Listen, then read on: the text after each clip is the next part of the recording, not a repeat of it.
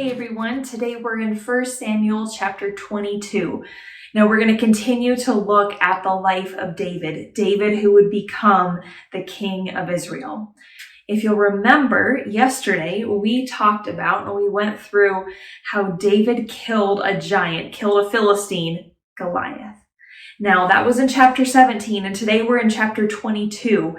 So a lot has happened between 17 and 22. And just as kind of a highlight reel to set us up for where we're going to be today.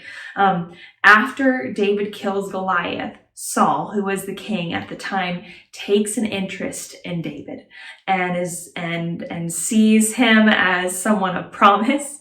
But then people start to really like David, and David gains popularity amongst all the people, and Saul starts to get really jealous because he thinks that the people like David more than him. And so this starts Saul down a track of trying to kill David through a whole host of different ways. He's very inventive in the ways that he tries to kill David. If you want to read more about those, go ahead and read those chapters between 17 and 22. We don't have time to get to them right now.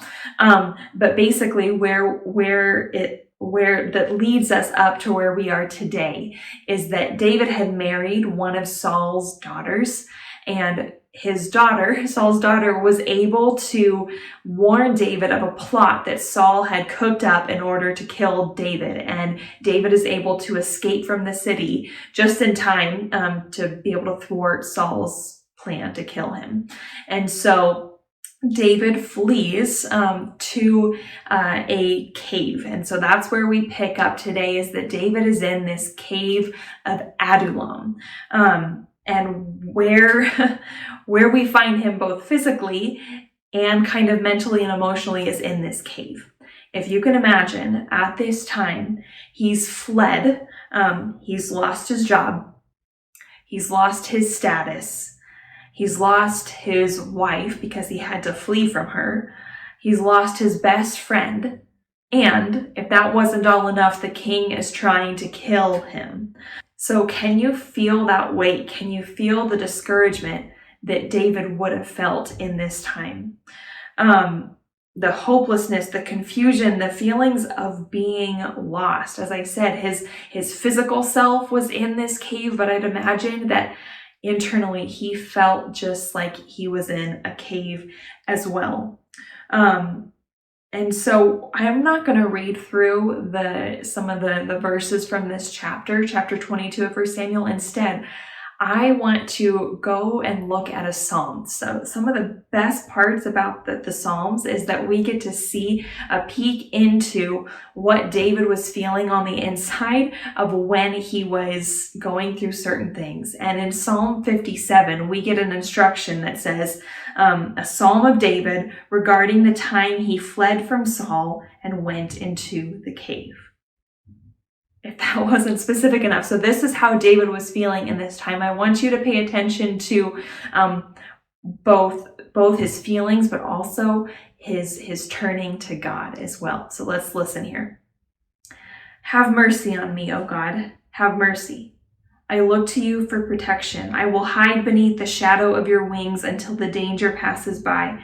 I cry out to God Most High, to God who will fulfill his purpose for me. He will send help from heaven to rescue me, disgracing those who hound me. My God will send forth his unfailing love and faithfulness. I am surrounded by fierce lions who greedily devour human prey, whose teeth pierce like spears and arrows, and whose tongues cut like swords. Be exalted, O God, above the highest heavens. May your glory shine over all the earth. My enemies have set a trap for me. I am weary from distress. They have dug a deep pit in my path, but they themselves have fallen into it. My heart is confident in you, O God. My heart is confident. No wonder I can sing your praises. Wake up, my heart. Wake up, O lyre and harp. I will wake the dawn with my song. I will thank you, Lord, among all the people. I will sing your praises among the nations, for your unfailing love is as high as the heavens. Your faithfulness reaches to the clouds. Be exalted, O God, above the highest heavens. May your glory shine over all the earth. This psalm, what David has written, shows us how he cut through this time of being in a cave, both physically and internally. He looked to God. Yes, he cried out and he said, God, I need help. I don't know where to turn. I don't know what to do. But God, I'm going to trust in your faithfulness, and I am going to call on your strength. And so today, this leaves us, and I want to ask a question to you. Have you ever, or maybe right now, do you find yourself in a cave? I think all of us, actually I know all of us, walk through times that are darker than others, where we feel like we have no strength, like we don't know what the next step is, and everything is coming in at us from all different angles. In that moment, whether it's right now, in the future, or remembering from the past, look to God. Yes, lay out how you're feeling, that you need help, that you are powerless. But rely on his faithfulness and turn to him for your strength. Ask him for it, and he will surely give it to you. Now, if you want a more in-depth look at this passage in particular, Pastor Paul, he delivered a powerful message on this back in February of 2020, and we'll link it at the end of this video, but I encourage you to listen to that as well, because it's just an incredible reminder that God sustains us through those hard times. God sustains us in the cave. And in fact, here's a little bit of a teaser. He does his best work in caves. Grace and peace to you today. I hope that you have a great day and are reminded of God's presence with you. See you next time. If these devotional videos are helpful to you, subscribe to our channel and click the notification button so you know when we post a new video.